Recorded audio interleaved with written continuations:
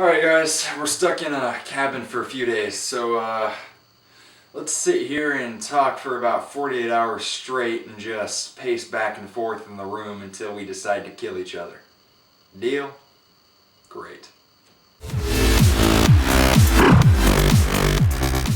Hey guys, it's Jonathan from Submasters Reviews, and today I'm here to review the new Quentin Tarantino film, The Hateful Eight. So when I was going to The Hateful Eight, I have to admit, I was pretty excited. I'm not a really big fan of Quentin Tarantino as a person, but as a director, he has a really good sense of dialogue and really artistic vibes, not to mention some really fun violence and just over-the-top insanity, which has become a trademark of his films. So that's really what I was expecting going into this movie. However, when I walked out, I was really disappointed. And matter of fact, I'm going to call Hateful Eight the most disappointing movie of 2015, in my opinion. In Quentin Tarantino's previous films, he always has a really good sense of wordy dialogue, but the dialogue is always very interesting, and it's paced very well, and it always advances the story forward in some way. However, this is lacking in The Hateful Eight. All the dialogue in The Hateful Eight feels like filler throughout the entire movie. Nothing of consequence happens. Now, the next problem I have with Hateful Eight is the fact that it really doesn't have a climax. Unlike Inglourious Basterds and Django Unchained, where it ended on a really big high note with explosives, and it kind of rewarded you from sitting in, 2.5 hours of dialogue, The Hateful Eight doesn't have any of this. Matter of fact, it kind of just fizzles out towards the end.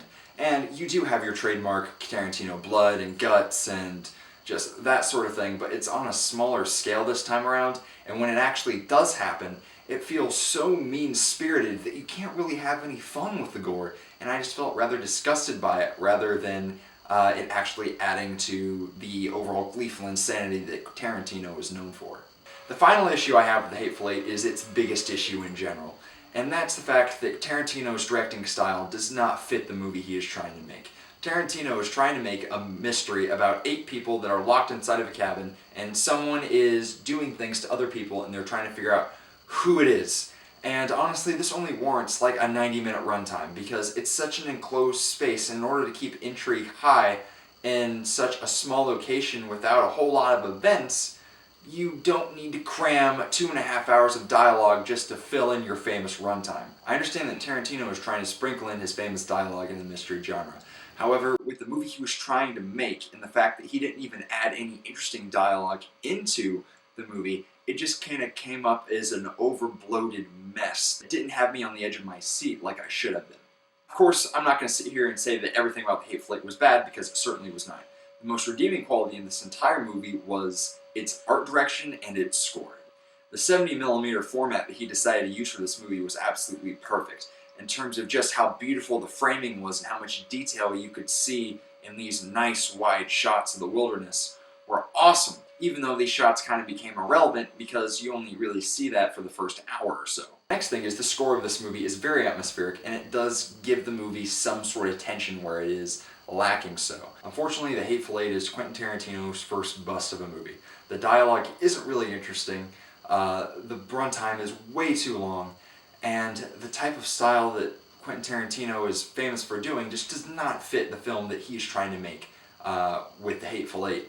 And unfortunately, the only redeeming qualities of the movie is that it's beautifully shot and the score is excellent. But besides that, it's really not that good. As a matter of fact, The Hateful Eight is the perfect example of why style over substance is just not the way to go. Which is why I'm going to regretfully say The Hateful Eight gets a 2.5 out of 5 stars.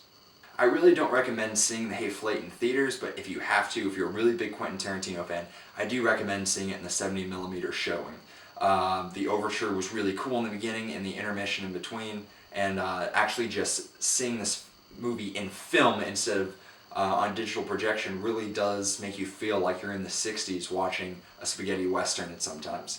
And that was definitely the best part I had, was just the atmosphere of that experience. So guys, how did you like the review? Did you like it? Did you hate it? Make sure to let us know in the comments. Also, make sure to like this video and subscribe to our channel if you haven't already done so.